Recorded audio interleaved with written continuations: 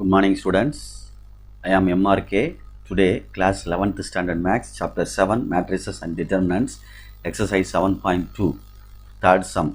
ஒரு determinant கொடுத்து right hand சைடில் 4a square b square c square கொடுத்துருக்கு, ப்ரூவ் பண்ண சொல்லியிருக்கு. லெஃப்ட் ஹேண்ட் சைடில் determinant எடுத்திருக்கேன்.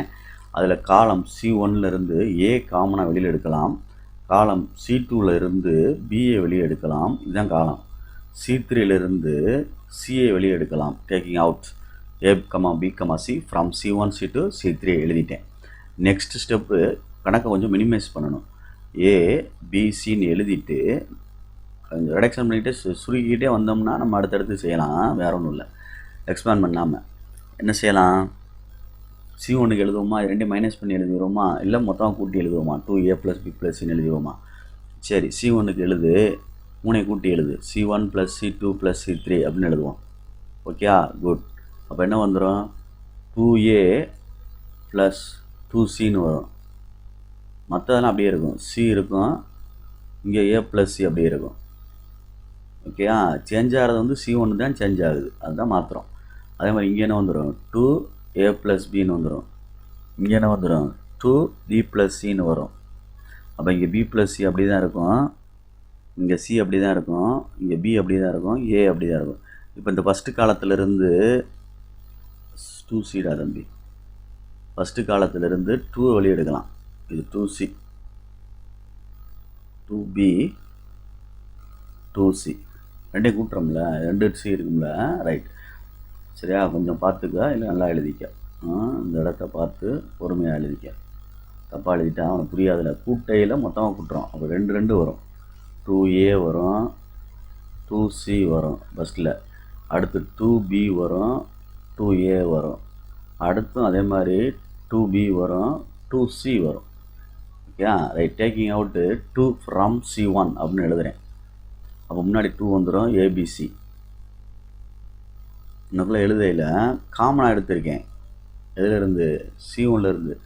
டேக்கிங் அவுட்டு 2 from என்னது C1 அப்படின்னு எழுதியிருக்கேன். Okay students, good. இப்போ நெக்ஸ்ட் யோசிச்சு பாரு. என்ன இருக்கும்? காமனாக எடுத்துனா இது எதுவும் சேர்த்து தான் காமனாக எடுக்க முடியும், இது எதுவும் சேர்த்து தான் எடுக்க முடியும். தனியாக இந்த முன்னாடி உள்ள 2 மட்டும் நினச்சிடாத. முதல்ல இந்த 2 × a + b அப்படின்னா இது இப்படி அர்த்தம். 2a + 2bன்றத இப்படி a2 வெளியே எடுத்து இந்த 2 தான் வெளியே எடுக்கணும். அப்போ மிச்சம் உள்ள என்ன இருக்கும்? a + b இருக்கும். அது மாதிரி ஃபஸ்ட்டில் வந்து a + c இருக்கும், அடுத்து a + b இருக்கும், அடுத்து b + c இருக்கும், நெக்ஸ்ட்டு வந்து c, b, b + c second column, அடுத்து a + c, a, c அப்படின்னு வருது. இப்போ என்ன செய்யலாம்? அடுத்து கொஞ்சம் யோசிச்சுட்டு கணக்கை கொஞ்சம் மினிமைஸ் பண்ணுற மாதிரி பாரு. என்ன செய்யலாம்? ஐடியா பண்ணு, கொஞ்சம் நிதானமாக. ரைட்டு, ஏதாவது மைனஸ் பண்ணுவோம், கணக்கை சுருக்குவோம். 2abc. ஓகே, ஃப்ரண்ட்டில் வந்து ஈக்குவல், டிட்டர்மினன்ட் 2 சைடும். பொறுமையாக பார்த்து பொறுமையாக எழுது. சரி, இப்போ இதில் a + c, இப்போ இந்த ரெண்டையும் மைனஸ் பண்ணால் என்ன ஆகுன்னு பார்ப்போமா? C1ஐயும் எழுத போகிறேன், C1ஐயும் C3ஐயும் மைனஸ் பண்ணி எழுதுனோம்னா அப்படியே கேன்சல் ஆகிரும், 0 ஆயிரும். இதில் வந்து a கேன்சல் ஆகும், b வந்துடும். இதில் c கேன்சல் ஆகும், b வந்துடும். Okay students, good. இப்போ இது ரெண்டையும் மைனஸ் பண்ணால் என்ன கிடைக்கும் பார்ப்போமா? இது ரெண்டையும் மைனஸ் பண்ணால் என்ன கிடைக்கும்? c வந்து a வந்துடும். அப்படின்னா வேஸ்ட்டாக பாரு, c இருக்கும், a + c வேண்டாம், இருக்கட்டும் பார்ப்போம். b இருக்கும், a இருக்கும், b + c இருக்கும், c இருக்கும். சரி, நெக்ஸ்ட் என்ன செய்யலாம் அப்படின்னு பாரு. இன்னொன்று, இது ரெண்டையும் மைனஸ் பண்ணுவோமா? இது ரெண்டையும் 2abc.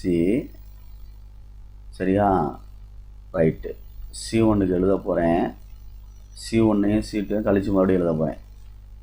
அப்போ ஓப்பன் ஆகிருமோ? இது ஓப்பன் ஆகிரும்ல உனக்கு. அப்போ நம்ம R1க்கு எழுதுவோம், ஏன்னா ஓப்பன் ஆகிரும்னா C இங்கே மேலே ஓப்பன் ஆகிரும். அப்புறம் நம்ம R1க்கு R2க்கு எழுதுவோமா? R2க்கு எழுதுவோம். R1 அப்படியே இருக்கட்டும், எப்படி வேணாலும் செய்யலாம்டா. C1 C2 சரி, R1 R2 சரி, கரெக்டாக மூவ் பண்ணணும், அவ்வளோதான். R2க்கு எழுதுகிறேன், R2 - R1 அப்படின்னு வச்சுக்குவோம். அப்போ R2 - R1னா R2 - R3, சாரி, அப்போ இப்படி தான் செப்பரேட் பண்ணணும். அப்போ b minus B 0, b minus of minus B plus சின்னு வரும்ல. அப்போ என்ன வந்துடும், மைனஸ் பி கேன்சல், சி வந்துடும். அடுத்து என்ன வந்துடும், ஏ மைனஸ் சி வரும். அடுத்து அப்படியே வச்சுக்கோ, பி ப்ளஸ் சி, அவ்வளோதான் கணக்கு முடிய போகுது. 2abc ஓப்பன் பண்ணுவோம்னா எக்ஸ்பேண்டு வந்து C1 வழியாக எக்ஸ்பேண்ட் பண்ணுவோம். எக்ஸ்பேண்டு அப்படின்னு எழுதி எக்ஸ்பேண்டு விரிவுபடுத்துகின்றது எது வழியா, C1 வழியா அப்படின்னு பக்கத்தில் எழுதிடும். அப்போ பி மட்டும் வரும். அப்போ இதுக்கு நேரம் உள்ள இதையும் விட்டுட்டோம்னா இது ரெண்டு தானே கிடைக்கும். இது ரெண்டும் பி இன்ட்டு சி இன்ட்டு ஏ மைனஸ் சி, அப்படியே அடுத்து மைனஸ் இது ரெண்டும் சேர்ந்து வரும், ப்ளஸ் சி இன்ட்டு ஏ ப்ளஸ் சி மல்டிப்ளை பண்ணுறது.